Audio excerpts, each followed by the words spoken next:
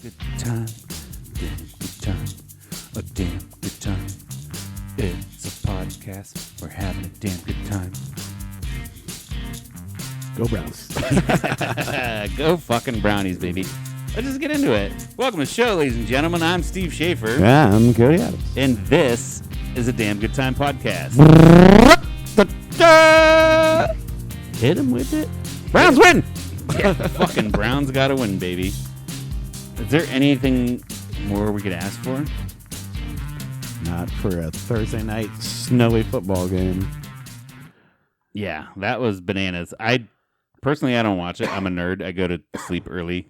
Nerd. On school nights. You know, on work nights. I'm usually in bed by 8. Right. That's one thing I did love. Well, no. I'll get into that later. The fucking Browns won. Right. That's not. I don't want to go away from that topic. Yeah. The fucking Browns beat the Steelers in a very impressive show. Yeah, I mean, I was pretty confident going into that game that we would. It's just Steelers are not good on a primetime game. We have a very bad track record, even not against the Browns, but against the Browns, yeah, it's not good for them. We got their number, like we've had Cincinnati's number, although Cincinnati beat us the last game. You know, the quarterback choice then was a little different. So, yeah. You know, I just saying it was a fun game to watch. Not just because, you know, it was like exciting, like the touchdown. It was more because of the environment. It was like the big first crazy snow game that I watched anyways. Yeah. I don't know if there's been another one or not. I doubt it. Well, usually you got to wait till Buffalo for one of those. You know? Yeah.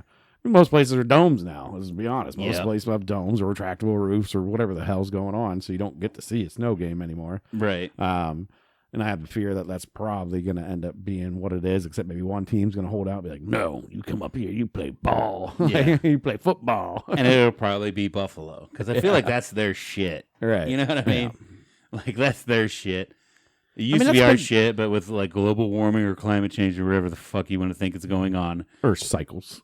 Yeah, Earth cycles. Like, we haven't seen too many snow games in Cleveland in a while, and like I said, I didn't watch it, but I watched all the replays, the highlights on YouTube. You get, I think that's awesome, is you get like a 15-minute reel for free, right, of the game. And at first I thought, like, man, that's not fun seeing it live though.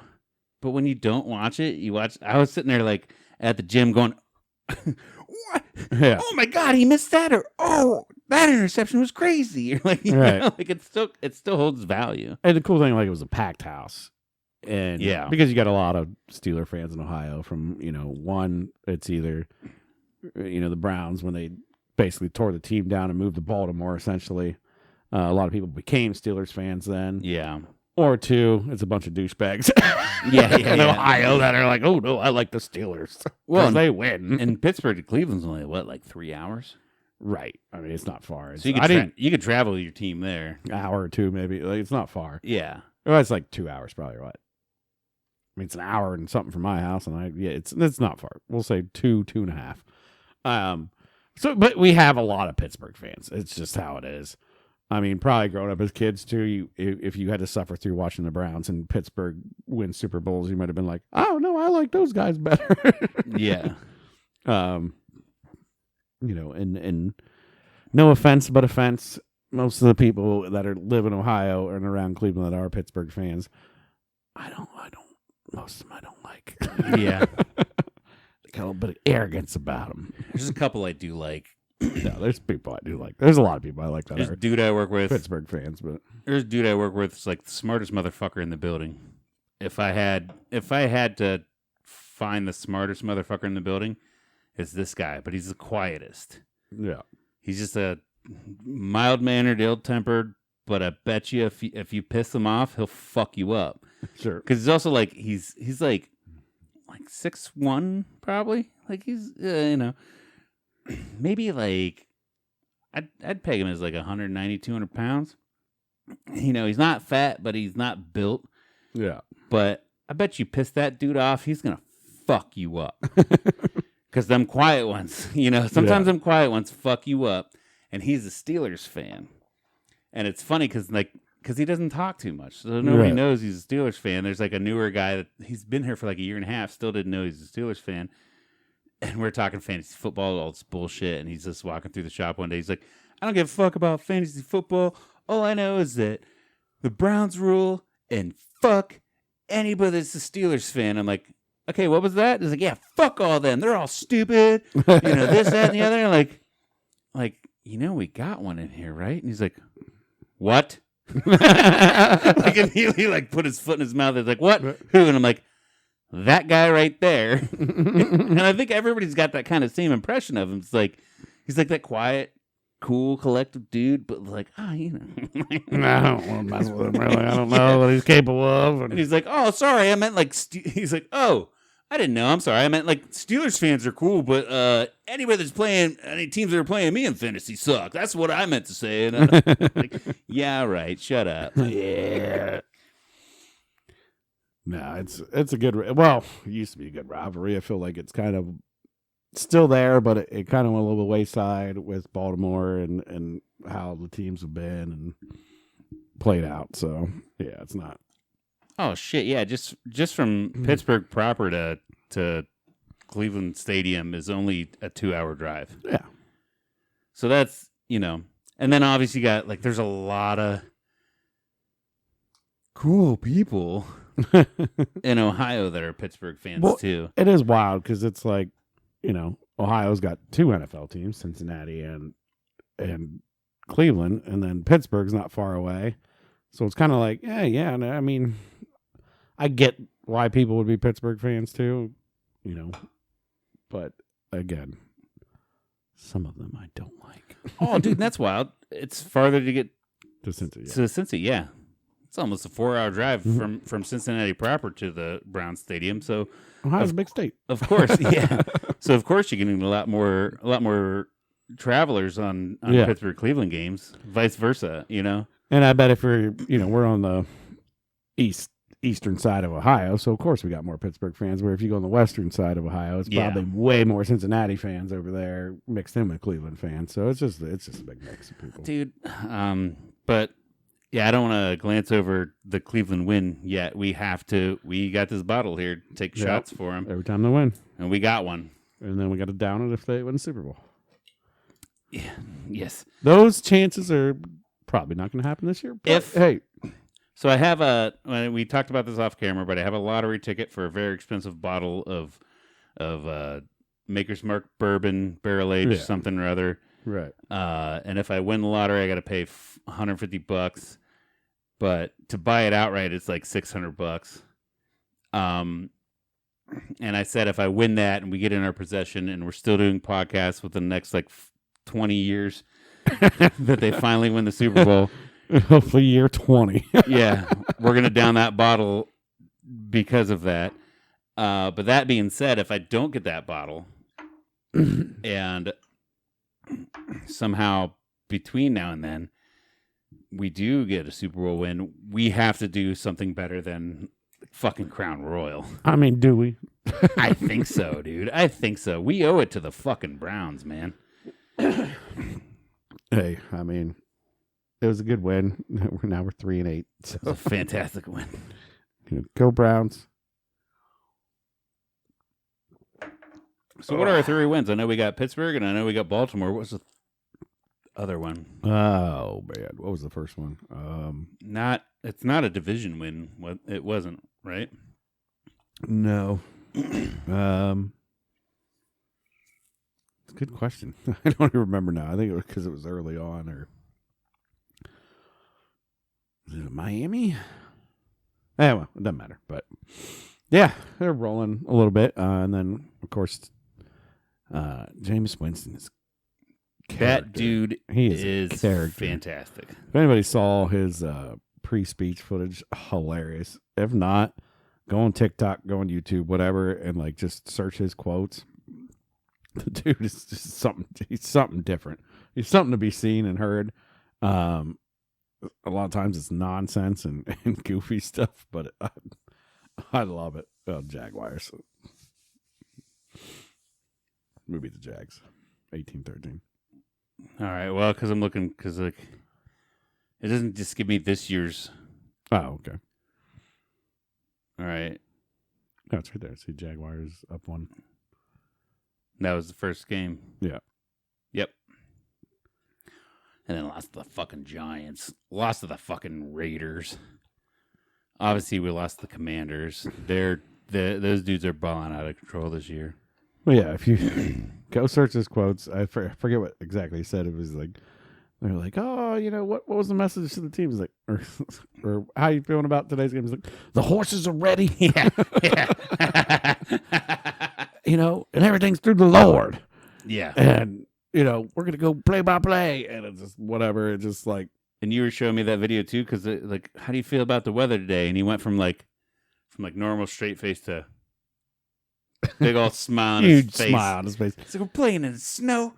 I thank the Lord God that He gave me the chance to play in the snow in Cleveland, Ohio, where real football is played. It's like, and he said real. He's like, I get to play in the snow in real football weather. Mm-hmm. Like he made a point. Yeah, that's what it was. This is real football weather in that nitty gritty, like in that cold, in that mud, in that rain, in the snow, like.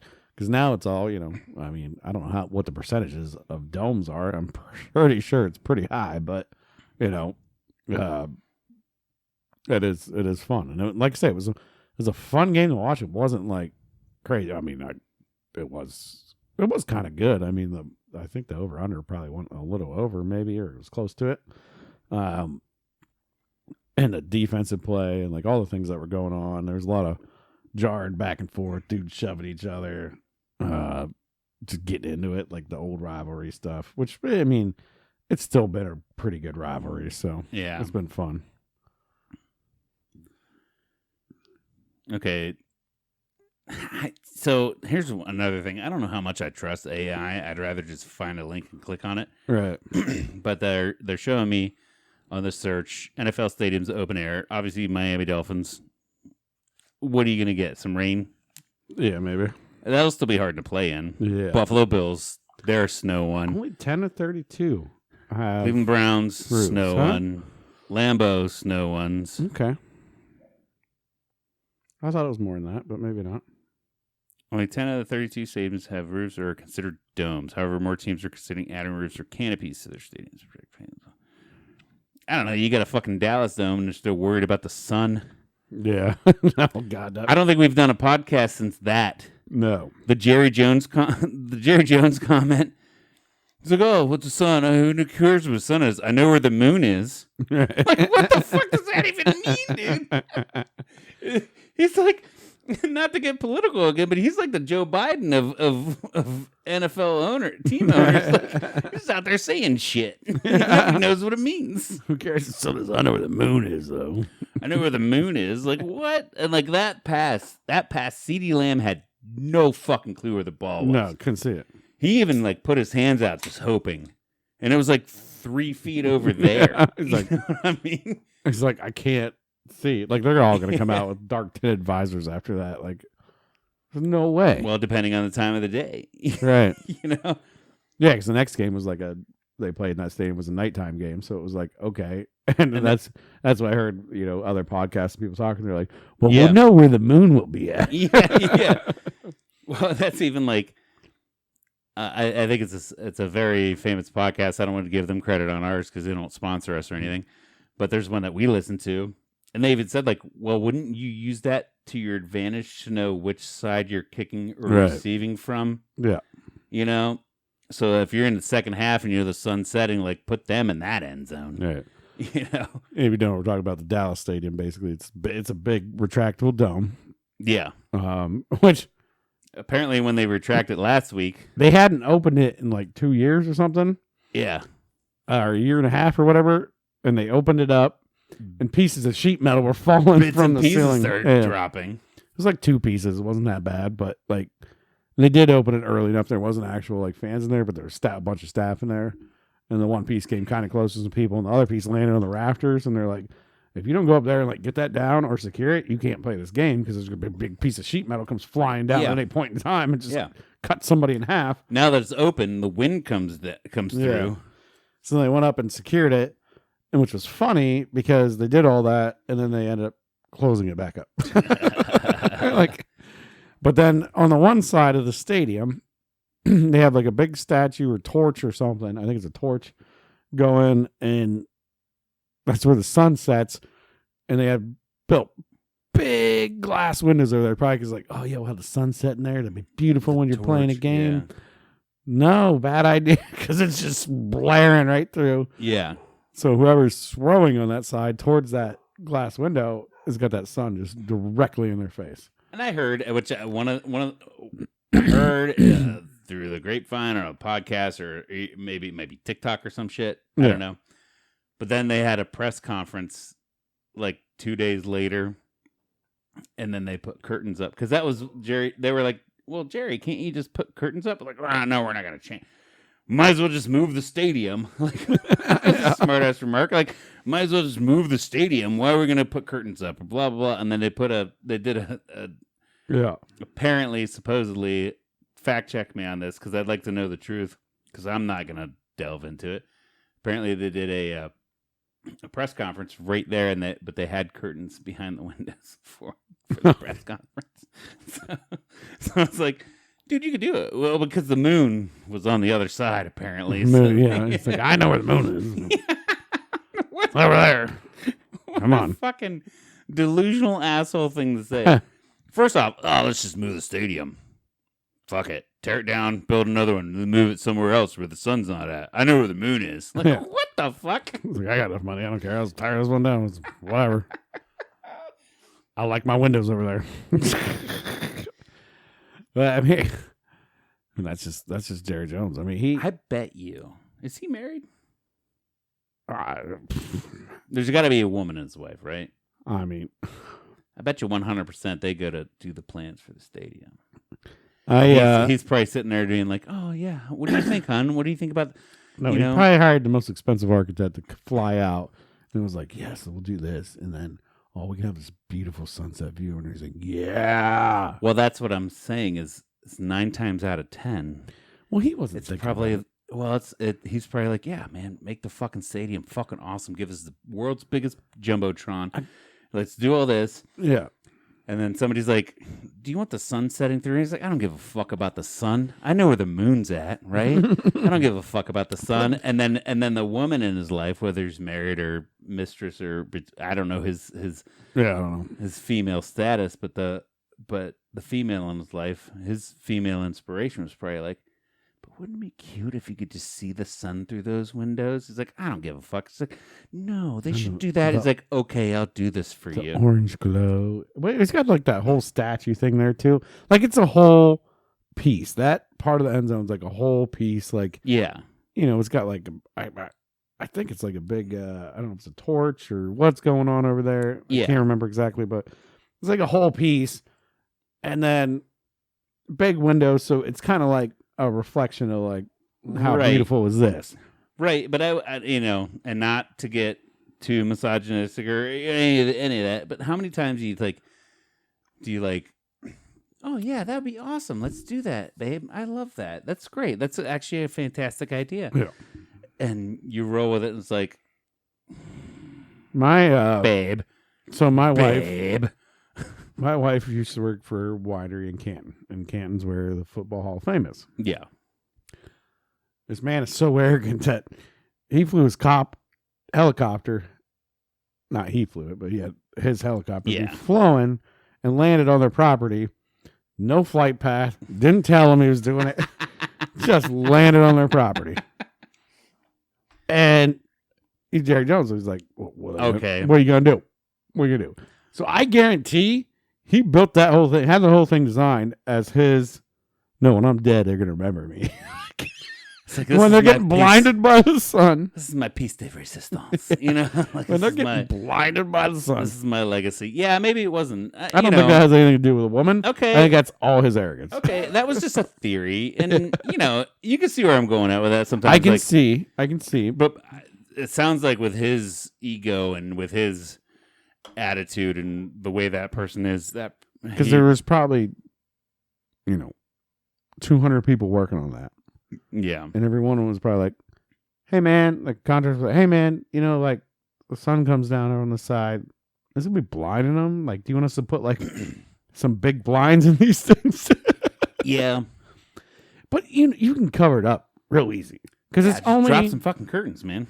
It's only certain times, certain whatever. Like and it's only certain months. Yeah, because and a lot of time too, like especially, and it's weird that I do this, but I watch how the sun sets through my back window in my house. We have a little breakfast nook. Yeah. And I have like 3 windows that see the whole western sky from north to south. And me being a geek nerd kind of that I am, it's like I always wanted to like put little stickers up there like, okay, now like I could literally make a sundial through those windows. Yeah. And not even for like the time of day, but more of like the point in the month. Like, oh, it's always over here. Yeah. And then sometimes I could wake up and like, oh, we're going back in the spring because she's coming back around. You know what I mean? Yeah. Yeah. But literally the way that sun hit him that day is only going to be that day. Then it'll turn a little more, turn a little more, turn a little more. And depending on where you're throwing and shit, it's just like, it's weird how the fucking sun works. Yeah. But at least Jerry Jones knows where the moon is. Maybe that was his point. Maybe he's like, did you know the sun was going to? No. But I know where the moon is. Yeah. It's just weird. We never had to play like that. Who was it? I know it's not Socrates. He was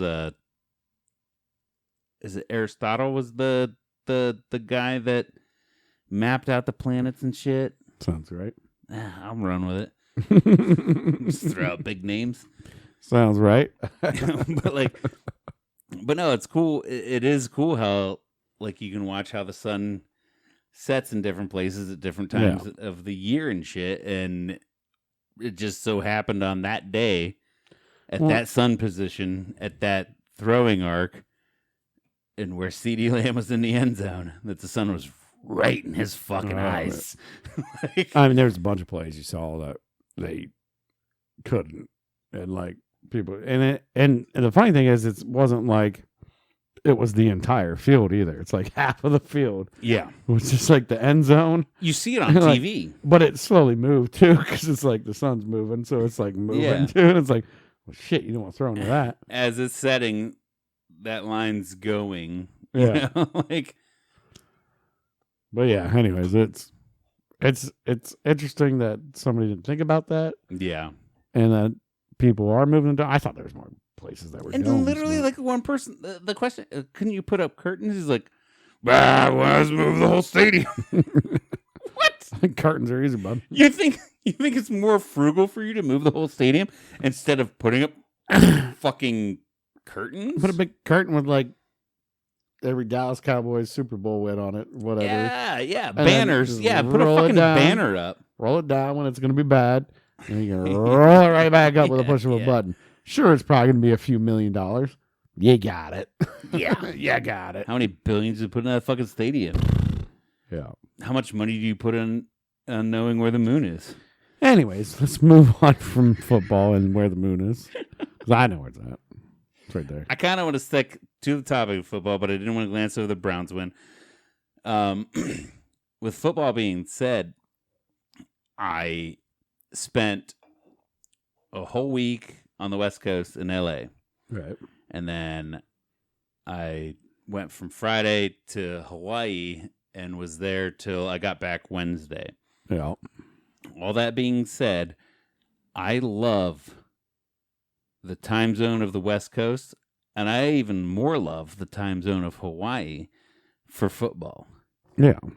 Because, like I said last night, I was sitting here on Thursday. I'm like, man, it's fucking Browns and Steelers. But, like, I got to wake up and go to work. I wanted to get a workout in. Yeah. I'm not going to stay up past 8. I wake up at 3:30 in the fucking morning. Fuck that shit. Whereas West Coast shit, I was in LA in Palm Springs on Thursday watching NFL football at it's 3 hours behind, so at 5 p.m. Say, well, you had 5 p.m. for a Thursday game. Yeah. No, it's catered to them. It's not catered to us. Yeah. It's not catered to us. Dude, it's awesome. Although if you're working and you get off work, it's like, oh shit, gotta go watch the game, which is a cool excuse to be like, Perfect honey, fucking time, man. honey, I'm gonna stop at the bar with the boys and watch the game. Is that cool? And then I'll be home after the game. Yeah, that's fine. I'll see you at 8:00. Beautiful. Fucking beautiful, man. Yeah. And then even better, when I was in Hawaii, I wake up at like 9 a.m. and football's already the fuck on. Right. Oh, yeah, it's already going. Yeah. Like, on Sunday, I wake up and I started watching. You know, the shitty thing is the TV space is limited. 1:00 games on Sunday in California are at, what was that, 10 a.m.? Yeah. So you start at 10 a.m. watching football. Yeah. And so in Hawaii, it's 8. Yeah. So on Sunday at 8 a.m., I woke up at 9 and I was already halfway through. I wonder why us East Coastians are heavy drinkers. You don't start at football until 1:00. So. Right, yeah. What do you want us to do? Yeah. But no, dude, I feel like that's, if I'm going to. Wait, that should be flipped. Because if it started at 10 a.m., then we'd be drinking at 10 a.m. Sorry, my bad. Anyways. Well, here's the thing about it is if you wake up and watch football and start drinking, that's fine. But what we do on the East Coast is we wake up and start drinking to prepare to watch football. Yeah. You know? To watch our misery. Yeah. So you end up getting more hammered. You know, you end up getting more hammered in preparation for the game, and then you drink through it. So then you're fucking hammered, super drunk at the end. Whereas there you wake up like, oh, dude, I'll have a mimosa, get some breakfast. It's on the TV. This is fucking awesome. Like, cool, cool entry into it. And then maybe they don't throw parties like this, because we're like, oh, it's a big game. We got to have a big party for this. It's I'll go to college football, right? It's Ohio State, Michigan. We got to throw a big party. It's the game. It's the game. And we throw a big party and everything. And everybody comes over and blah, blah, blah. And, you're just going to start drinking immediately for that. Kind of tailgate, get some lunch. Maybe they're like, oh, it's 10 a.m. I just woke up, get my work. Oh, who cares about that? Well, obviously they don't care that much because they haven't had good college football team come out of California. Hawaii's been good multiple years, but it's just not a divisional team. But California, you got like USC. Right? That's the University of Southern California, right? I don't know West Coast football at all. College, at least. Yes. I feel like it's not. I don't know why. Unless anyways. It's the University of South Carolina. What acronyms? Holy shit, I should know that. USC Trojan football, yeah. I don't think that's Southern California. Yeah. Okay, yeah. Well, because I saw a lot of people wearing shirts. They didn't have too many jerseys, but they had like shirts, just USC. Yeah. No, I mean. Oh my God, I'm so sorry. I just burped real hard into the mic. I'm sorry, I didn't know that. I mean, I figured that's what it was, but I was like, what? And they're like, but there's teams that come out of California and stuff like that. And when we're talking West Coast, it's like we're literally just pinpointing California right now. But yeah, that's where you were. And that's what I think of. Yeah, but if you got California, Washington, all those. Plenty of good teams out there. It's just, they don't, when it comes down to a Big Ten championship, it's been Alabama forever. Well, they're not a Big Ten championship either. They're not Big Ten. When it comes down to national championship. Sorry. You used to see them a lot more. Yeah. You used to see them a lot in the past. You see more. Yeah, now it's a Big Ten versus SEC. Yeah. 9 times out of 10. Yeah. Yeah, so it varies, but and now with this new playoffs, which will be fun this year. Yeah. This is a football podcast. I apologize, guys, but it's fine. It's fine. With the playoffs being 12 teams, it's gonna be interesting. So yeah, you'll see different teams.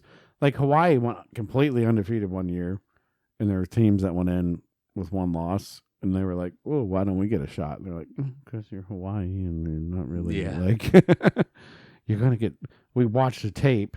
If you come play one of these guys, you're gonna get destroyed. Yeah, and they're like, "But we're undefeated." It's like, I get it, man, but you know,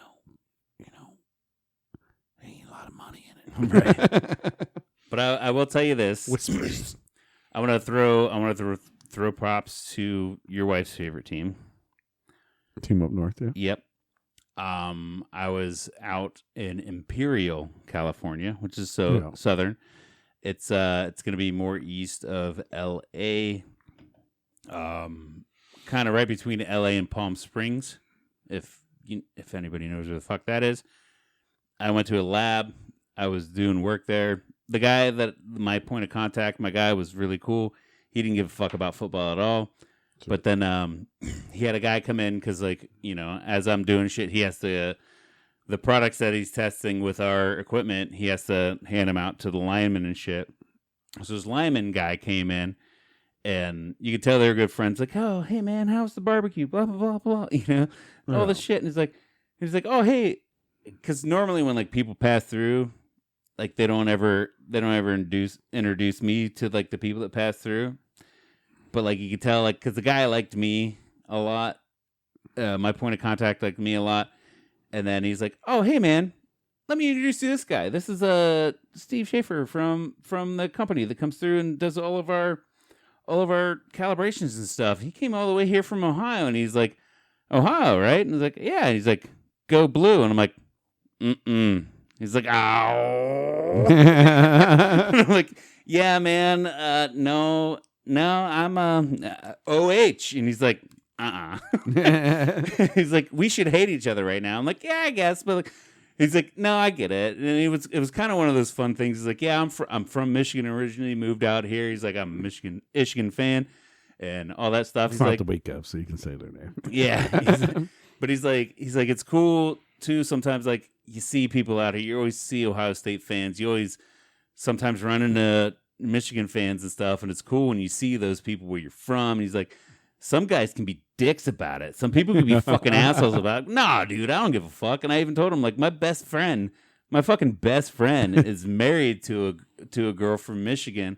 And so we've kind of embraced them a little bit more, whereas you used to be a little more like, fuck them. Yeah. Fuck them and their stupid asses. Hate them. And where it's like, oh, well, but then there's Steph. Sad then. But then there's Steph. So I've become a little more empathetic, and he's like, but he did bring up the fact, it's like, how the fuck are we in a rebuild year and we get dropped so far? And Ohio State goes in a rebuild year and they're going to be ranked number 4. I'm like, no, Chris, we're just that good.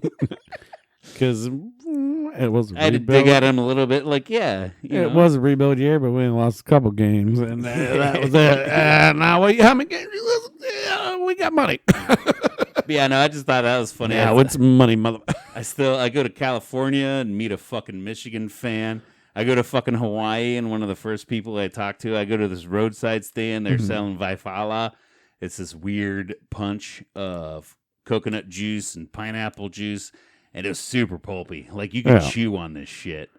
Well, and I'm talking to this dude, and he's like, where are you from? Like, Ohio? And he's like, I'm a Pittsburgh fan. I'm like, what the fuck?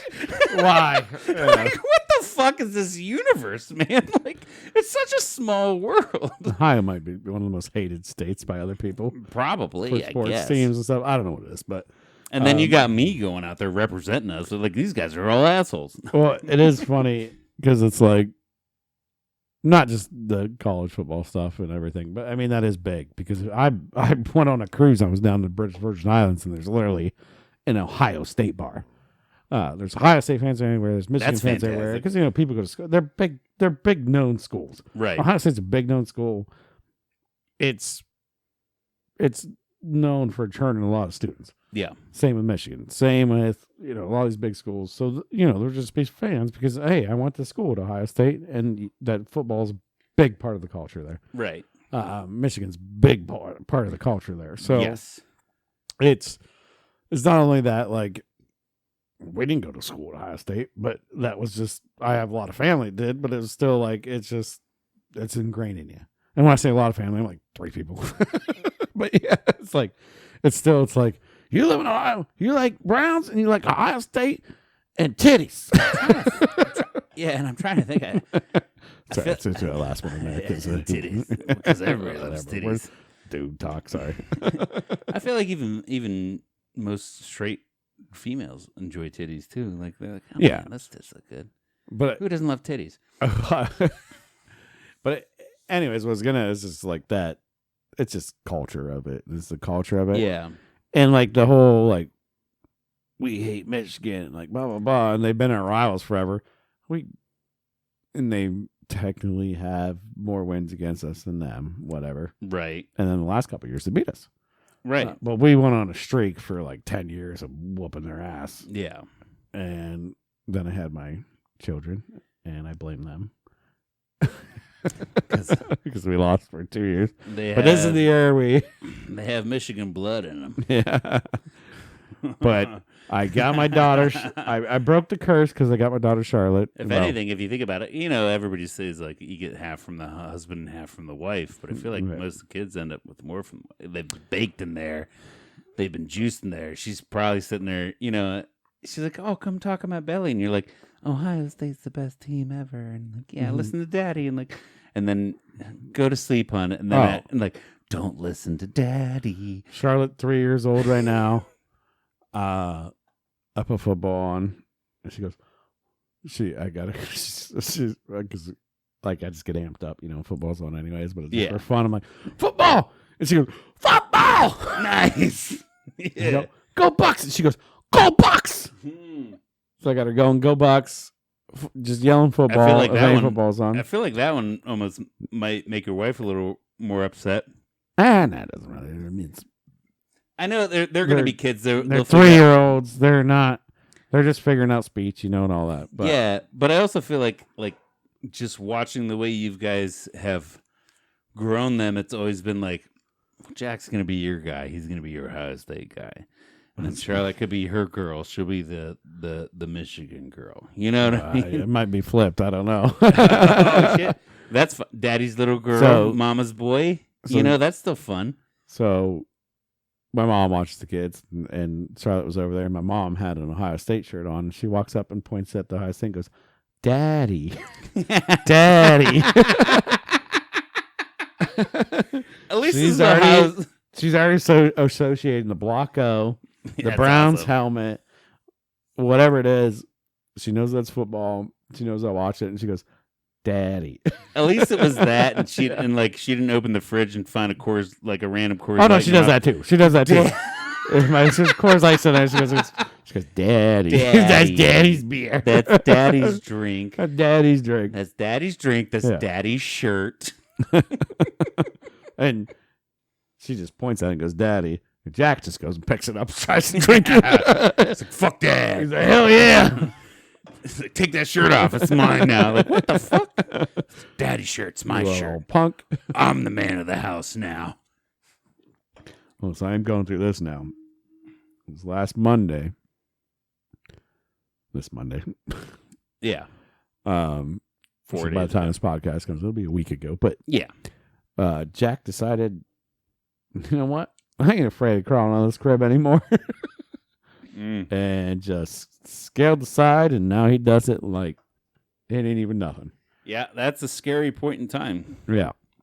And so their bedroom door, over time, whatever, I tried to tighten up the hinges and do all kinds of stuff. It wasn't closing properly. Yeah. So I had to redo the...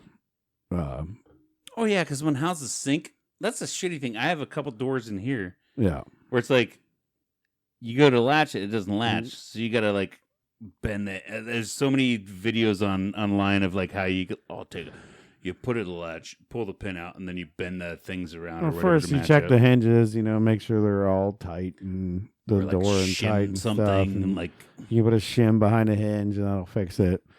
I just took the striker plate off and cut a little extra on the hole and put the striker plate back on. That works too, man. Move the striker plate down a little bit because it's very little need to go down. It's always like 2 millimeters. Well, theirs was pretty good, but I did sure up the hinges.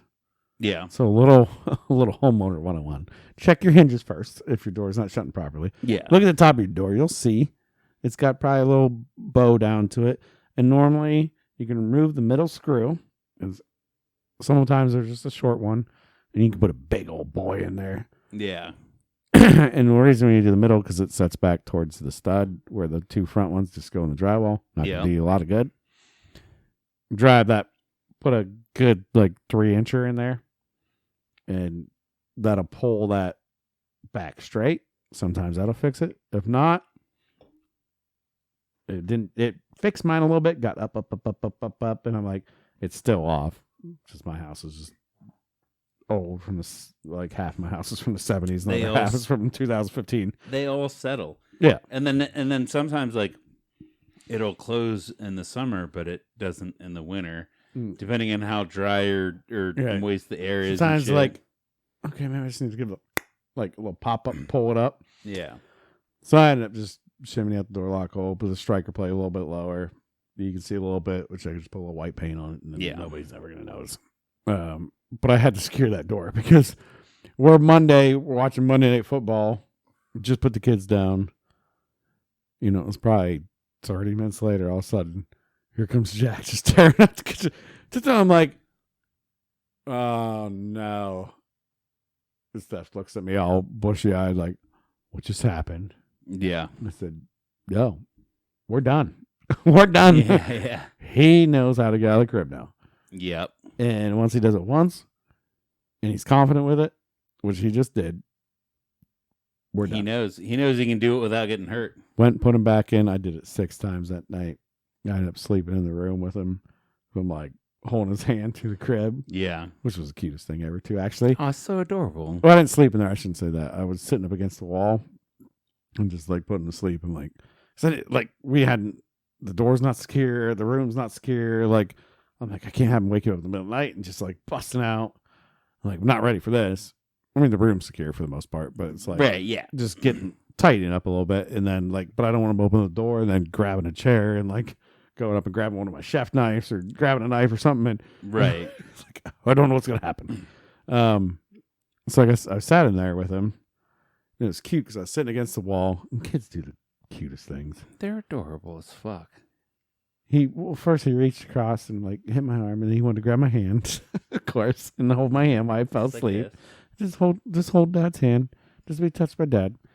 But then he's sitting there and he let go, and I'm like, okay, maybe he's falling asleep. And he rolled over, and that's when I stood up, and I'm like, oh, nobody, lay back down. He grabbed a pillow and handed it to me. Oh, Dad, you need a pillow. Because I'm sitting there against the wall with no pillow. You didn't have one. And he handed me a pillow, and I'm like, "What a fucking sweetheart!" Oh my god, dude! Oh my god, my heart just melted right now, dude. Hands me a little pillow, like, what a fucking sweetheart! Here you go, Dad. You need a pillow. And then lay back down, and then reach his hand back out, like, give me your hand, give me a hand again, give me a hand. Now, Dad, you got a pillow. Now you can go to bed right beside me too. I'm about ready to cry right now, dude. That's so fucking amazing. It was his. He's got a big pillow, and he's got 2 small, like, kids, little toddler pillows. But he's like laying there. Hand me one of the taller pillows, which is fine. He's sitting there laying there, and he's like, oh my god, this is so cool. And like, look over my dad. Yeah. Oh, look at my dad. He's so cool. He's holding my hand. He's like, oh, wait a minute. His head needs to be more comfy. Yeah. What a fucking dude. Like, no. Oh my god, that's amazing. Like, obviously, as parents and stuff, you know, you love that moment where, like, well, you want that moment where you can put the kids to bed and you don't have to worry about them. Yeah. You can go out and of course, sit in the living room, watch a show, drink a couple drinks. My kids are becoming so self-sustaining and like, I don't even have to give a fuck about them. But I'm also craving that moment when they just like come crawling to bed and curl up next to me. And, like, cuddle, like, hold me, Dad. Like, I had a nightmare. Is it okay if I sleep in your room? Yeah. Like, I can't wait for that. But then again, I'm sure that gets annoying real fast too. And it's like, I don't know when I'm sure that switch is going to flip soon. Yeah. He doesn't know how to open up the door yet. So now he just got out of the crib. So now he's like, oh, this is a new adventure. And Charlotte's not getting out of the crib. So he's helping Charlotte too. He's bringing stuff over. And I'm waiting till we can all escape together. Yeah. And that's a crazy thing. And I don't know if it's all twins, but with my twins, at least, it's like he wants her to participate in everything he does too. Yeah. I hear they have like a hive mind thing. Yeah, so he was like bringing. They have like these little bouncy blow up things. He brought one of those over, put it beside her crib, and like was almost trying to pull her out of it. Be like, "No, I put it here for you. You can land on it. You can land." And she's like, she's like, she's very cautious about everything she does, and like, I can't put her upside down. I can put her upside down, but like you can't just do certain things with her. Like she'll freak out. like throw her up, whip her around. Yeah, because she's a girl, not a boy. You know what I mean? Jack, you can rough handle boys all the time. I can do all kinds of stuff, Jack. She's gotten better, but she's like, nah, I'm in my crib. Like, I don't want to do that. They're doing Rugrat shits now. Yeah. She likes to be like, if I make a fort or something, like she wants to just be deep. When she sleeps, even she pulls pillows over her head and like gets in a little cocoon. Like she's a safe space type of girl. Like all that stuff. And Jack's like, I'm jumping out of this crib. I'm gonna do whatever. I don't give a shit. I'm not putting these pillows on my head. I'm putting them down there so I can jump out. And I don't know if that's necessarily a male versus female type situation, but I do believe that probably is. Or it could be personality. I don't know. Well, both. But Charlotte's always seemed to be in that way, and Jack has always been like, throw me upside down, throw me to the ceiling. Because I do believe you could have a little girl that maybe, not to, I don't know what's safe to talk about gender stereotypes or anything anymore. Babies, but I'll say it out loud. My opinion is you could have a little girl you could tell is going to be like more of a tomboy, right? More of a rough and tumble, play in the mud, do these things. Yeah. Fuck dolls. I want to play with. I'm sorry, I said fuck dolls.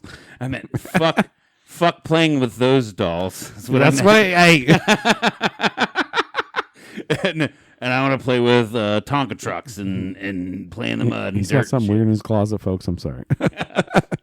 But yeah, no.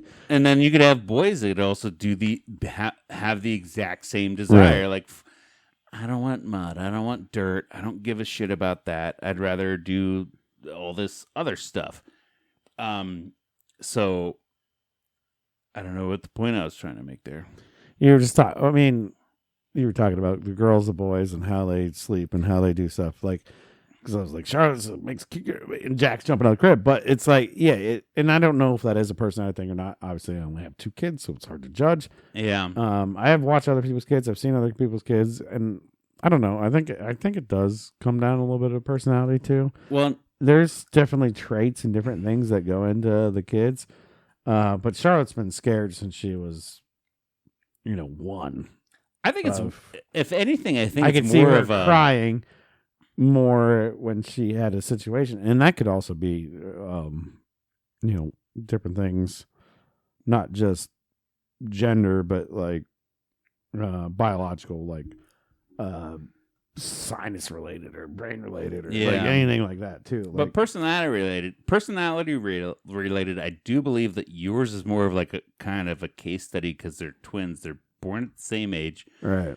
At the same time, under the same parents. Well, 30 whereas like, apart. Yeah, but I mean, like, I have 2 kids, and Henry was the one escaping the crib. Right. Parker never gave it a shot. Right. And this is the scary thing, is we never realized we had to have baby gates over the stairs until the first time he got out of the crib, because his crib was on the 2nd level. Oh yeah. I remember Sarah was at work.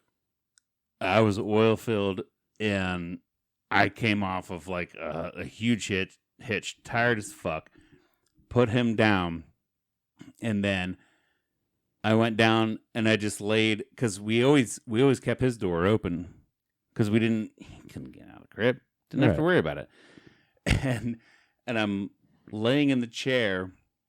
I fell asleep in the chair in the living room, and he made it. He climbed out of his crib, and then knew that downstairs is where people are at, because that's where we was hung out. Right. And I think he made it halfway down the stairs till he started crying, because I think he realized, like, oh my God, what the fuck am I doing? Just scared.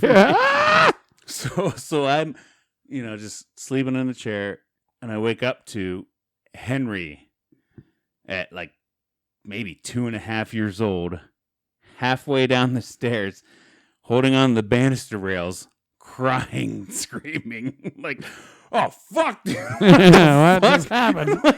And then it's like, oh, my God, okay, we got to make sure the door's shut. Like, now we need baby gates. Now we need baby gates at the top in case. Because he never cried till he got there. Yeah.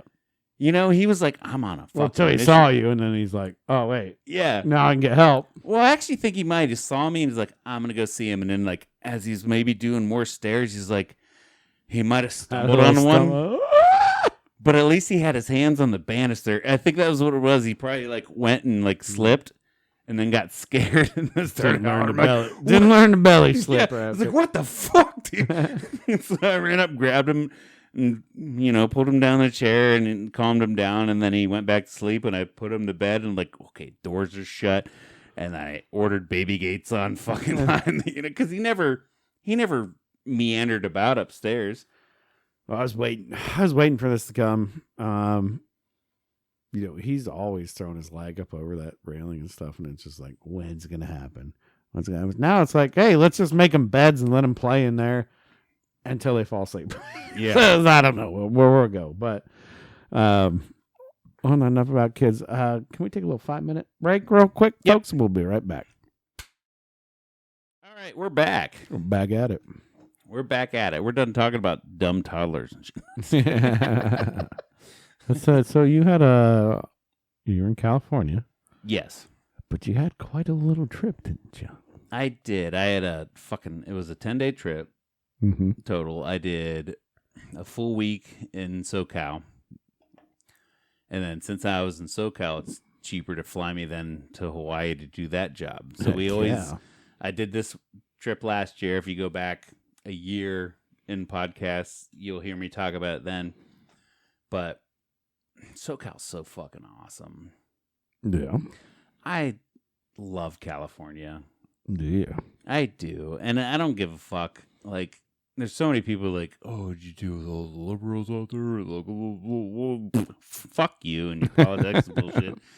Shitty thing is, everything's expensive. Yeah. Very expensive. Yeah. It cost me $120 to put 15 gallons of gas in a tank. Oh, God. Yeah. $5 a gallon. Oh, Sucks. God. Sucks. And they even have weird... How does it even, like... Never mind. I'm not going to get into it. I don't know, but they even have, like, weird gas pumps.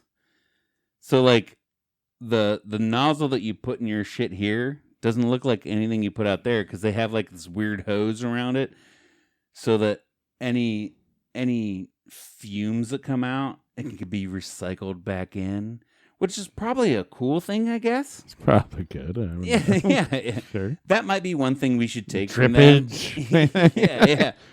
We're like, all right, it's cost $2 a gallon. We just sprinkle it on the ground. We don't give a shit about it. Yeah. My shoes always smell like it. Yeah. But then the crazy thing is you have to worry about the bums as you're pumping gas. Like, hey, man, you got $20? Like, no. Hey, man. And then they're digging through the trash and, like, eating it. Like, I remember, like, right. I think it was last year I was out there. I was like, oh, I got this half-eaten. I was going to the airport, you know, fueling up the rental car before so I don't get extra charge. And there's somebody digging through the trash. I'm like, hey, man, you like pork rinds? I'm like, what is that? I'm like, I don't know, like chips, but it's pork. It's like I'll eat it. I'm like, okay, here you go, man. Like, I was gonna throw it away anyway. I'll save you the trip. You used the wrong name for them. They didn't know what pork rinds is. Chicharrones. Yeah, you said you like a chicharrone chip. Like and the they're like, chicharrone. they'd be like, oh shit, yeah, I like chicharrone. And I'm like, shit. But in Ohio, we're like, no, they're pork rinds, man. But yeah, dude, I went out. I got a manicure or a pedicure in Palm Springs. I got my toes all cute and shit. $300 later. $60. It was $40. I gave him a $20 tip because she was really nice. And she fucking scrubbed all the dead skin off my feet. Like, they are so soft right now. It's unbelievable. Like, there's sometimes, like, if I'm sleeping and I move, because I move and I wiggle in my sleep a lot. It is gross. I can just feel like sandpaper moving across my sheets. Yeah. It is gross when we get older, and like, I don't have a hard pressing job on my feet anymore, right? Yeah. Like, when I was surveying and sweating in my boots, or getting rain in my boots, or getting water in my boots, and your boots are wet and blah, blah, blah, you know how that affected your feet. Maybe for the better in some points and aspects, but now it's like you're just getting older, and it's just like, why does the skin on your foot? Maybe it's because we got socks and shoes on all the time. Yeah.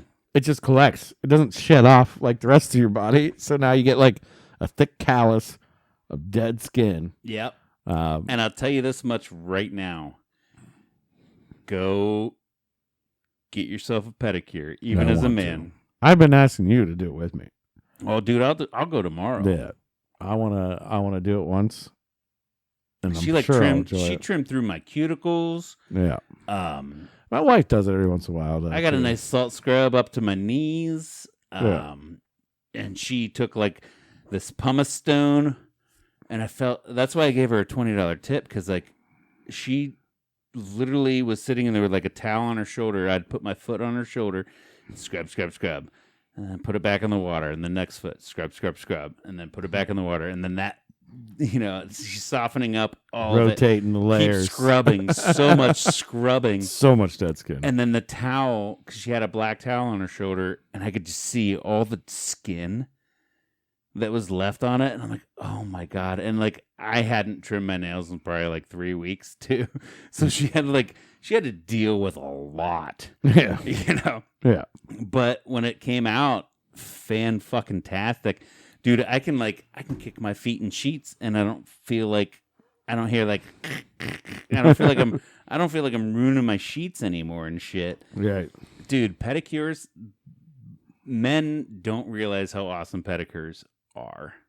And that, I feel like we need to normalize pedicures as men, because they're fucking awesome. And I used to have high iron well water back in the day. Yeah. I had the yellowest nails. I remember one time my wife was like, her water softener went bad. So everything was iron. Yeah. And like, I had to get a new water softener. Like, she could tell in her hair, blah, blah, blah. My toenails were turning yellow just from the high iron water, right? Yeah. So one time she's like, all right, if you're wearing sandals, I got to like fix your nails. She like literally like grind off a layer. I'm like, oh, we need new water softener. This is bad. Well, I think it's just like an unkempt nail thing, because like, I don't know. Well, I do have hard water here too, and my nails were yellow as shit. But your hands don't see it, because your hands are doing stuff. They got oil. You're washing them. Your toes are pretty much stagnant. Like, because this lady did the full pedicure, and I feel like that was going to be $40. And then when she's like, okay, you're done, I'm like, oh, no, wait. No, I want to color. Of course you do. Yeah. I wanted some teal on my tipsies. She's like, what color? I'm like, teal. She's like, I'm sorry. Normally, she was even like, I'm sorry to make you wait longer. Normally, I would do the color and then do because she did like a full salt scrub massage up my calves, up to my knees and shit, awesome. Which felt fucking amazing. She's like, normally I would put the color on so it would dry while I do the massage, but now I'll put the color on and you're just gonna have to wait longer. I'm like, I got nowhere to be. Good. I got nowhere to be. My legs feel amazing right now. All I have to do is work tomorrow at 6:00 in the afternoon, babe. It's fine. And so she put the color on and I waited there, but it's so fucking awesome, and I love it, and more dudes to do petties for sure. And so that I did that in Palm Springs, and then I did my job the next day with cute toenails, but they were covered up by shoes. But it should be. But it was awesome because I was on the West. Place. Yeah, it's awesome because I was on the West Coast, so they sent me to Hawaii, and I was able to have enough points to get my wife to meet me there. Right. Which was awesome. Yeah. Because I love her so much. Yeah. Like, it's so cool to be able to bring, like, your partner, your best friend, on like, hey, here's a once-in-a-lifetime trip. It's all paid for except for your food. Hotel's done. I had enough miles on the flight points and shit. Flight was paid for. Yeah. And then, so we get to Hawaii on Friday.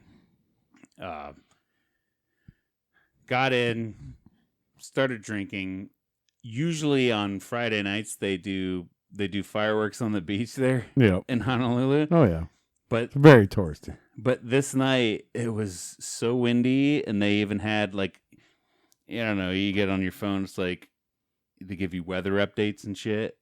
Yeah. And like this one, it was like, oh hey, there's a red warning out in their area. It's like no fires because it's high wind, everything's dry and shit. So we even went out and like with probably 3,000 other fucking people hitting that beach, waiting for the fireworks, and then it never happened. And we're like, oh, it's probably because of the wind. Yeah. So we didn't get to see fireworks. But we still got drunk, had fun. And next day we went to Kualoa Ranch. Yeah. Which is where they shot a lot of scenes in Jurassic Park. A lot, yeah. And they do a Jurassic Park tour. So we did that. It was a 3-hour tour. It was fantastic. You see all the mountain ranges that are in the backgrounds and shit. You get to see a lot of cool shit of like, yeah, here's the one bunker that they were in where like, Chris Pratt was running out of this and they're like, go up and touch it. It's not real. And we're like, what? Like it literally looks like cement and you tap it. It's hollow as fuck. It's plastic. It's literally just styrofoam and plywood. I'm like, dude, that's fucking nuts. Like it looks real. Yeah. Like this is bananas. And then the pièce de resist. What do you say? Like the grand finale of the tour is you get to see the Indominus Rex paddock. The exact one that they built where Chris Pratt and I can't remember her name. Yeah, the strawberry head woman. That redheaded chick. Yeah. Where they're standing at the window going, where is he at? Where is he at? We can't find him. Camouflage. Yeah. That real fucking set, that real fucking thing is right there. And that's the last thing we saw. And I don't think Sarah knew that. I saw it like whenever I booked the trip. I'm like, oh, and you get to see the Indominus Rex thing. I was like, and I didn't know because like we went through so many different scenes and stuff. And it's like, I don't know if we're going to see that. I thought we were going to see that. Did I miss it? Yeah. And then we get there. It's like, that's the motherfucker. Yeah. That's the motherfucker. So we even stood in the window looking out, like as we were like, control people for it. Like, yeah. Open the gate. Open it. No, close the gate. Close the gate. Yeah. Close it. And they got like one wall where the scratch marks are on it. Like if you're friends with me on Facebook, you've seen the pictures and shit. And it was fantastic. Yeah. So amazing. And then the next day to Dole Plantation. The next day I had to work.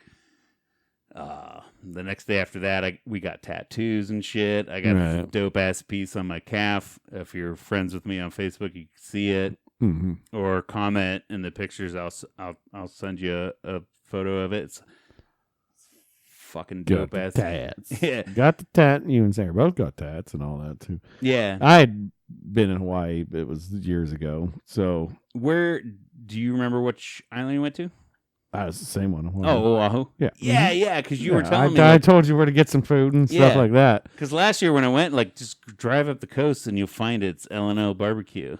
L&Ls are everywhere in Hawaii. Yeah. Well, they're not everywhere because it's not big. It's actually, it's not a big chain, but it is a chain. They have a couple in California too. Yeah. Which I've found since you put me onto them. I found them. Oh, okay. They're kind of like a.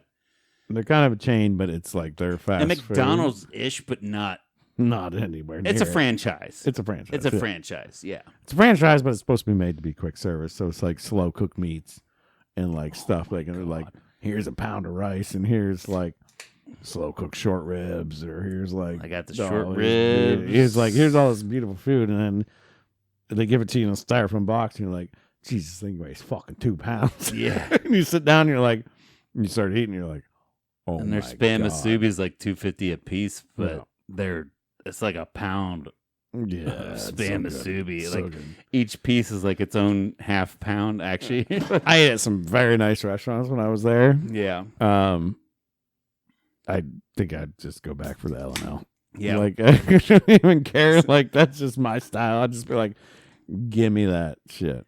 Well, because that's even that first night we were there, that Friday we flew in, and she was super fucking jet lagged. We didn't get to see fireworks. And so then we went to a couple bars, got a little drunk, and then we went and found like this mall kind of place area.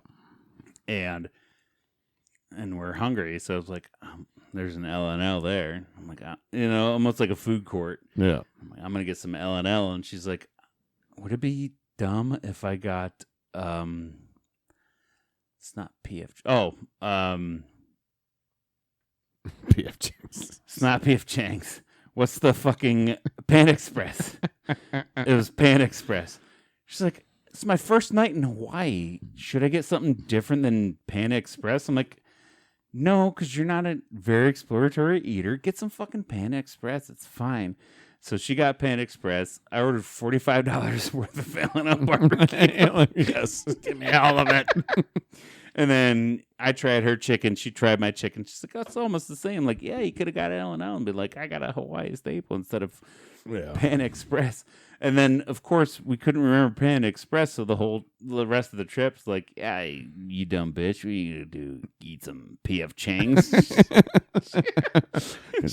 Burger King, McDonald's. And she's a good sport. She commits to the bit. She's like, oh my God, I'm so hungry today. I want something different. Let's get some PF Chang's. Yeah. We never once had PF Chang's. Well, it's hilarious because we're in Hawaii is obviously you have a lot of Asian culture in there. You have a lot of Asian tourists as well. Yes. Well, and Polynesian is a mixture of like a lot of Asian. If you're right down there on the main beach, there's a McDonald's like right there on the boardwalk, and it's packed. It is. That McDonald's is the busiest McDonald's I've ever seen. There's a line out the door to get McDonald's. Because one, it's cheap. And you're in an expensive place. I'm sure it's probably double the price of any McDonald's in the world. But it's still just packed and people got their kids in there, blah, blah, blah. It's just like, well, we'll get some chicken tenders. We'll get the double cheeseburger. I think they had a couple unique items just for Hawaii McDonald's, but it's crazy. Yeah. And my favorite was just going to I found a little convenience store. It's in the popular area. The ABC? Yeah. And that's where I'd get my Spam musubi. Yeah. And that's where I'd just get a cone of coffee to ABC. Yep. And I go back to the hotel room and I had like a little balcony view over a block back from the ocean. And I just like look out, sit there and we stayed at the IHG Holiday Inn Resort there, and it was like, I mean, it's like 3 blocks to walk to the ocean, but we were high up enough that like as soon as you open your windows, like there's the fucking ocean. Yeah, pretty much should build every hotel. It's like, no, you got an ocean view. Yeah, if you don't, like, it's not that expensive, but it's like, Yeah, because I remember booking it was like partial ocean view, it'd be like $195. Full ocean view, $205. Fuck, I'll pay $10 to look at the fucking ocean when I wake up. Yeah, it's not like it's any bigger. Like in those high-rise hotels, they literally pack you in a goddamn coffin, basically. Yeah, like it's tiny. We were walking over each other the whole time, but at least we had an ocean view. I was wondering if you were going to do the Stairway to Heaven if you were there by yourself. Did you even see that? I did not see the Stairway to Heaven. We did the lighthouse hike. So the Stairway to Heaven is like these old rickety steps that go like way, way, way up. And there's a point you get to, and it's like, do not cross. You're not allowed to cross, blah, blah, blah. I forget how many steps it is. It's like 10,000 steps or something crazy. We stopped at it and looked at it, and I was like, I ain't doing that. And there's like a barrier, and you can get fined if you go across it, and there's somebody there that like literally wants to get you, but a lot of people just cross it, right, and go up. And it's sketchy as hell looking. I do believe cool. You asked me about this and I looked it up. Mm-hmm. And I didn't do it my first year, and I didn't do it this year. I feel like it's something you would do. That's something I would exactly do. It's way, way, way, way, way up. But like I say, they're sketchy. And they're overgrown, dude. And they're old and they're rusty and like there's literally a point you hit. You can go up so high and then you hit it and it's pretty much like, do not cross. You will get fined if you get caught, blah, blah, blah. whatever. He just jumps it and goes, yeah, you get $1,000 fine if you cross it. And you get caught or whatever. But most hikers just jump it anyways. It's like, oh, it looks like it's on the punch bowl. yeah, I think so. I mean, there's not much to Hawaii, really. It's like, especially Oahu. Oahu is like, it is bigger than you think. It is bigger than you think. We drove around kind of half of the outside, and it took a while and saw all this different stuff. When I was there with my ex and her brother, he was stationed there in the Coast Guard, so that was kind of cool. Yeah. We had to kind of see a lot of the Coast Guard stuff. The Pearl Harbor exhibit, super awesome to see. Really neat. Oh, Pearl Harbor's heavy. Yeah. I saw it my last time there, Mm-hmm. and asked Sarah if she'd want to do it. She's like, I don't want to like cry today. Because I told her, like, I called her the last time I did this trip, and I saw Pearl Harbor, and I'm like, I don't know why, because I feel like places have memories. Yeah. And a place like that with that many terrible memories, like, you just walk in and you just feel dread. You know what I mean? And it's nice that you see, like, there's memorials to all the people. There's battleships that you can get in. You can, you can look through an eyepiece of a gunner on a boat, and they're like, that's where, how they saw shit to that. Then they're like, yeah. First off, like, how the hell do you aim that up? Yeah. First off, how do you see shit through this? And then this guy was trying to take down airplanes that sunk a battleship that's under the ocean where you would be pointing right now. It's like, oh fuck, there's 500 coming at you with missiles. Like, it is stupid scary. It's just heavy, and that's the only way I can think of how to describe it. It's fucking heavy. Yeah, it's definitely a lot when you go see it and like walk through it. Yeah, and, but very worth the visit. Oh, for sure. Very, check it out. And then 10 out of 10. We get to go to his military base store and go to his place. And then, you're talking about the Jurassic Park. It's a ranch. Yeah, the Kualoa Ranch. Yeah, so literally one of the funnest nights, we bought steaks there because they sell steaks that they raise the cows there on that ranch. Yeah. So we bought 3 ribeyes there.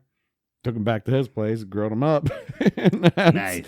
Had steaks. So I ate steaks from the Jurassic Park scene. I didn't go do the whole tour or anything like that, like you did, but it's different. So. Yeah, no, that's cool because we hit a steakhouse more in Honolulu, close to our hotel, and they're like, yeah, this is all farm raised on the island. It was cheaper. $70 a ribeye when they cook it. Yeah. Like, it's like, all right, cool.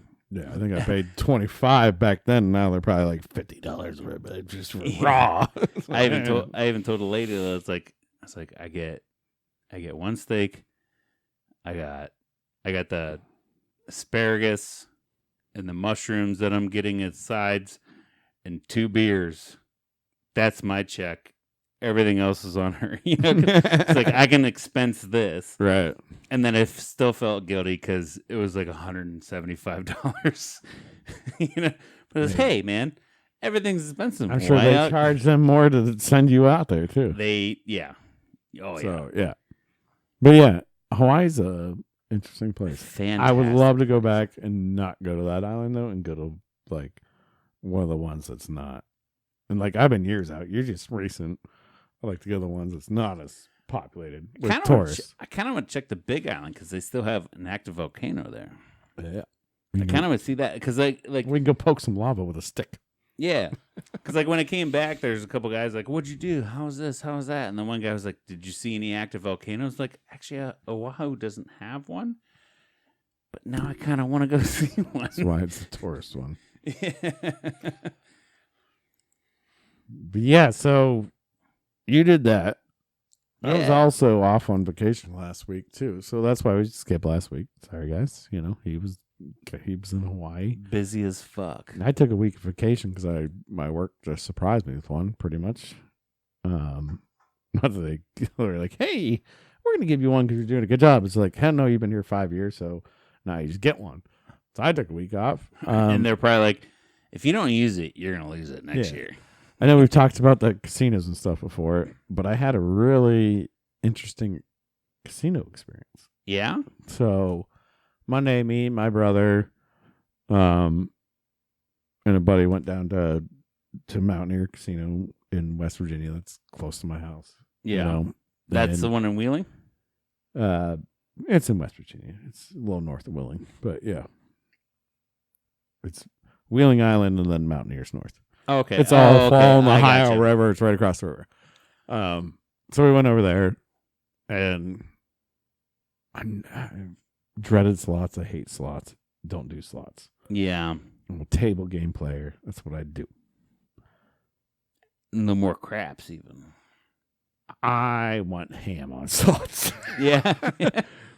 Sat down. I'm like, all right, I'm going to try it. First 10 spins went up $350, $500 or something like that. Like, son of a bitch. Was it just, do you think it was more of a, like, I just don't want to fucking think about things. Just let me put some money in things and push buttons. I was like, you know what? Because I brought my lot of $300 or whatever I was going to spend there. Yeah. For the night. And I was like, I'm going to put 100 in these slots and see what I do.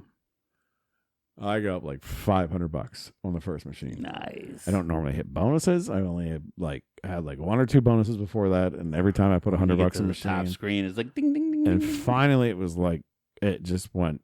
It was my time. It was my time. So I go up, I win, I cash out. I'm up $500 or whatever. Yeah. So I cash it. I cash it out, and then I like divvy it out to whatever. I hit another machine, and I had like 280. So I took that machine. I was like, oh, let's go get a drink up in the room. Because we always bring our drinks down there. Like, yeah. Still got my beers and stuff, and I do that. But it's cheaper sometimes. I'm going to take this ticket for 280, and I'm going to take it back upstairs. I'm going to shove it in a pocket in my backpack because now I'm broke even, and I'm up $200. Nice. So I'm like, shove that. You're being very responsible. Yeah, I'm like, shove this in my pocket. If I walk away with that ticket of $280, I spent $20 for this whole trip. Yeah, it's a wash. In the room, which was like $20, $40, whatever. You were paying for that anyway, so it doesn't matter. Doesn't matter if you spend $100 for a good time. It's a good time. Yeah. All right, so put that. Never touch that ticket for the rest of the night. Slot machines. Yeah. Just went ham. Fucked them up, huh? I was up so much money. Ended up walking away broken even. my 280 ticket. Never touched it. Never went and got it. What would you say was the highest you were up? Probably like $500-$600 or something like that. Nothing crazy. It was just up and down, up and down, up and down. And then I went to table games, and I didn't go up and down, but it was still a damn good time. Yeah, no, and I'm wondering, like, and I walked away not out money, right? And I got my status on my card, which is always the hard thing. If you're a table game player, unless you're dropping thousands of dollars on a table, you can't get your card upgraded, but right? You get status more on the bullshit that. So now I'm gonna get them called nights. Now I'm gonna get that free play. Now I'm gonna get all that stuff because I just turned enough money through the slot machine. But I will say, like, if you walk away flush, you're doing fantastic. Right. That's how I see it as a casino too. If you kept running them and you kept winning, where are you cashing out and giving up on? I mean, you're not. That's the point of a casino. You're not. It's I know. Maybe it was $1,000 up. I'd be like, do I just cash out and then I just walk around and you see if I took, would you say like 300? Yeah. Put it in. Yeah. Get 300 back, and you're plus 200. Yeah, you're talking the ultimate question, and this is why. And then you put that 200. Casinos exist. you put that 200 in, and you get up to $1,000. I think I would have tapped. But would you? But then you have the rest of the night. What are you gonna do? Well, if I take that 1,000 and I drop down to like 800, I would have tapped. Like I'll pay $120 for me to get hammered. We were staying the night there, and within the first 3 hours, I was up. Yeah, I was up $400 or $500. It's easy for me to say what I would do outside of the situation. You're up $500, so that's why I grabbed that 280 ticket and I shoved it in the room. So you were washed then. So I'm like, this is a wash right now. But now I have money to gamble with still. Right? I'm up $200. Now I'm gonna take this $200 cash. And I'm gonna go gamble on that for the rest of the night. Yeah, which I managed to do. And by drinks, and maybe I used debit card and stuff like that for that. But at one point, you got to $1,000 up. No, I did not. I thought that's what you said. No, it was just back and forth. There was one point I was on the machine, I was up like another $350, and I should have cashed that out, but I kept playing and playing. Yeah, and that's literally what gambling is. It's like right. Yeah, once you go up, you should just cash out. And you should leave the casino. That's my problem. I tap out too early. I'm staying the night there. What am I gonna do for the rest of the night? Just go sit at the bar and have beers and be like, "Hey, I won $200." Well, the thing is, that's what you should do. That's how you beat the casino. Well, and that's the thing is that's my problem. You're looking for that next lick. You're looking for that next win. That's my problem. Is but I could have won more. My problem is like. Oh, man, I'm up a couple $100. Fuck it. I'll buy drinks with those, and I'll sit here and get drunk like I would do on any normal night. Right. And then talk to my friends and watch, and then sit there beside you while you're pushing buttons on the thing and like watch you lose your money. Right. Like, I'm such a cautious, but I'm not. I don't have that better. If we were all smart enough to go in there at the casino and be like, once I go up $200, I'm cashing out, and then I'm just going to sit at the bar and drink a few beers, and then go to bed, and then if spending $200 on, we'd all be fine. But we're all hitting that. We want that $1,200 hit. We want that $1,000 hit. We want that whatever. Of all the things I'm addicted to, is gambling is not the one. I'm not. Well, that's why I never played the slots. Okay, I'm sorry, not necessarily to put it as addicted to. You like gambling, I do, but of all the things that I get a rush from. Gambling is not the one. It's not necessarily an addiction thing. You gotta hit a big hit. Yeah. Oh, I get that. Well, that's why I don't play the stock market. That's why I don't gamble hard money. I just don't get the rush from that. No, we're both the same way. We're like, we dabble a little bit, but we don't go. I think you dabble a little more than me. I wouldn't say. How much you got on DraftKings right now? How much? What do you mean? Do you bet on football on DraftKings? Yeah. You do? Yeah. They're $10 bets here. I got none. I have no interest in it. That's for fun, though. It makes it more exciting to watch football. The most money I have in football is between our podcast league and then my work league, which was like $13. So like, yeah, I don't gamble on, or I don't put money into things that I need a rush from. On things that's I can't like control. The least rush, though. I would rather betting on football is the least rush you ever have. Yeah, but I'd rather put that money on drugs. That doesn't make sense. But I can't. Drugs don't make you money unless you're reselling it. Yeah, but I don't do it. Well, you get the same fucking rush. Hear me out. I don't bet crazy bets like everybody else does. Like there's some people that do a $5 bet on a 16-leg parlay that'll pay out $1 million. It's never gonna fucking happen, right? Or it could happen, but it's the same as like playing the lottery. It's like you're really chancing it. My dopamine response is more on substance than it is situation, I guess. I did a $10 bet. That's normally what I do, a $10 bet or something like that. Yeah. But I'll pick 3-4 touchdown scores or like things that I know are more surefire. Over under on it's this guy's gonna get one or none or something. Get a touchdown, blah blah blah, and then I'll be like, yep, and it'll pay out. You know, I won one that paid out $10, paid out $300 bet. Yeah, that's the most I've won. Most of the time, it's like $10 will pay out $80. And I'm like, sweet. Like, just take a win. And most of the time, they don't win. They don't win. Yeah. Because you're still gambling, and that's why I think I've just squared into a mindset of I don't normally win shit like that. That's how I was with slots until this Monday. Dude, that's the thing. And all of a sudden, it popped off out of nowhere. Never expected it. And did I win a bunch of money? No. Yeah. My wife will go in with $200 because we did that. We're like, hey, $200 is our gambling money. Everything else, pay for booze, whatever. Doesn't matter. But $200 is our gambling money. I walk in, I lose $200 within an hour, and she's up to $6. Yeah. I just know I don't, unless I haven't found my chance yet. I don't want to toe that line. That was my whole thing, and I didn't understand it, and I never understood it. And then because as soon as I started until last Monday, and then I started figuring out, I'm like, now I'm the Rain Man slot machines. Yeah. And then, but as soon as I started towing that line, I'm out $200 this day, $200 this week, $200 now, $200, and then I'm just by the end of the night, it was bad, fucking deep, dude. Yeah. Like, hey, so I know I don't have Lady Luck on my side at least. There's the free play and stuff like that. It's like once you do it enough, you're gonna have your day. Yeah. Then you use your free play, and then you just kind of play by ear. Not gonna be a complete degenerate with slot machines. Will never.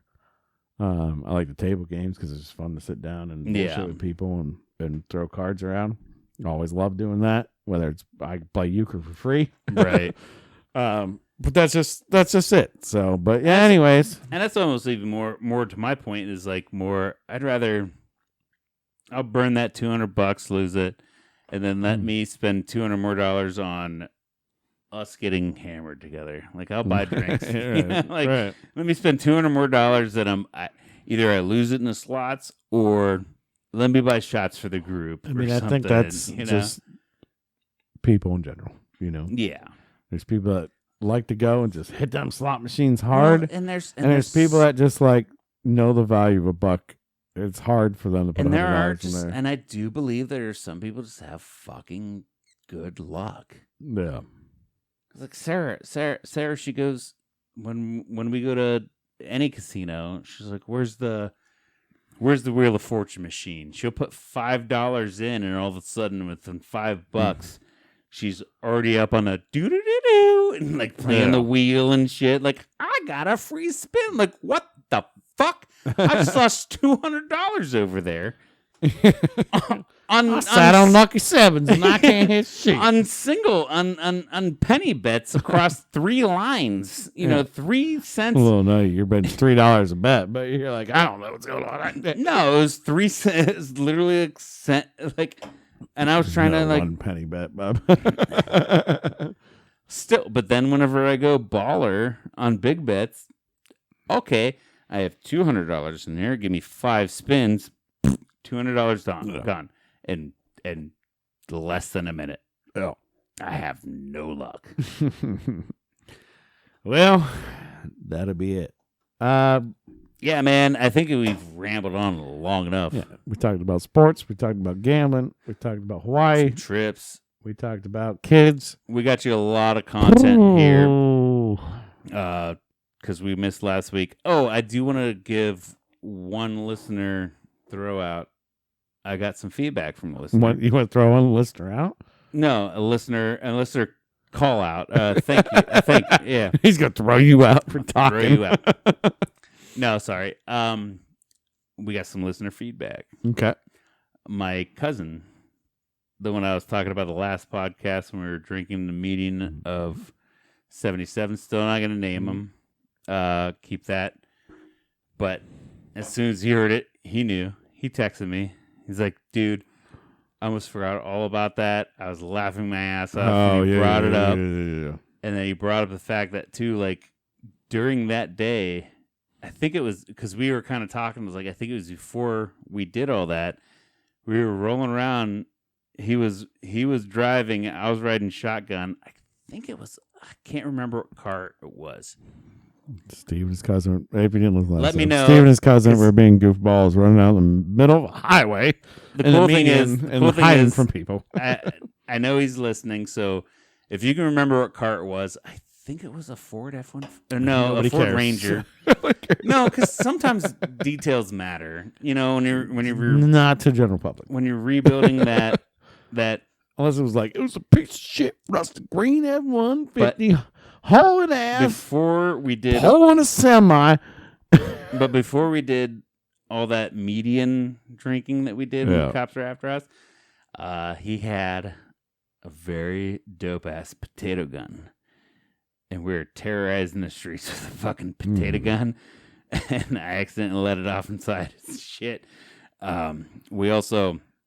I do remember there's like weird tricked out Mitsubishi Eclipse on the side of the road. Starting to ramble, bub. And I just blasted it. I blasted it into his car thinking, and we were like, yeah, fuck that car. So we hit it with this potato gun. And all of a sudden this guy was like on his front porch going like, what the fuck? And like he had to speed off and shit. Like, we terrorized the neighborhood with a potato gun. So that one's for you, buddy. Now. Not gonna name you, but that one's for you, buddy. I hope you hear it, and because we didn't. I'm not getting questioned about this shit. I'm telling you right now. Hey, that Mitsubishi guy's been looking for you guys for a long time. Hey, it's all past. What the stupid ass kids. What's the name of that? There's an actual term for that. Nope, there's none. It's not post facto. Oh, it's There's none because you have not been convicted of the crime yet. If he's still looking for you, you can still be convicted. Yeah, but once you get past 10 years, they can't. Yes, they can. No, 100% can. If I murdered 10 people 10 years ago, well, murder still get your murder ass. Has a different thing. No, it's if you get tried. I know what you're trying to think of. If you get tried for it and you get not guilty, they can't try you for the same crime or in the same circumstances unless there's new evidence. You're thinking of a completely different thing. I know what you're already trying to think of. It does not Statute matter. of limitation. No. Statute of limitation. No. That's exactly what it is. It does not apply to that, buddy. I'm telling you right now. It does not apply. Statute of limitation of the law sets a limit for when legal action can be taken after an event. The time limit varies by jurisdiction and type of claim. So I feel like us does not apply. Us blasting around with a potato gun 25 years ago is past the statute of limitation for us to be tried for any of that. Sure. Okay. That's fine. That's what I'm waiting for. Let me ask you a question. What you're thinking of double jeopardy, like if you get acquitted, statute of limitations does not apply to anything. It does. All right. I'm out of drinks, man. All right.